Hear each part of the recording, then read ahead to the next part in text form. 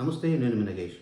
చంద్రగిరి నియోజకవర్గం ఎర్రావారి పోలీస్ స్టేషన్లో నిన్న మాజీ శాసనసభ్యుడు చెవిరెడ్డి భాస్కర్ రెడ్డి మీద నమోదైన పోక్సో కేసుకు అదనంగా మరో కేసును చెవిరెడ్డి భాస్కర్ రెడ్డితో పాటు సాక్షి పత్రికకు చెందిన కొంతమంది విలేకరుల మీద నమోదు చేయడానికి పోలీసులు రంగం సిద్ధం చేస్తూ ఉన్నట్టు తెలుస్తూ ఉంది.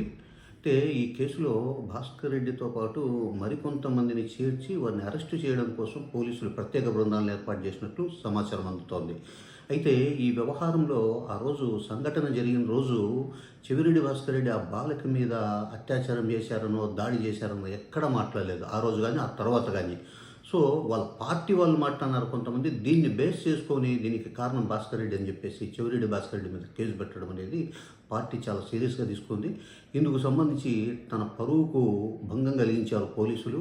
తనకు ఏమాత్రం సంబంధం లేకపోయినా తన మీద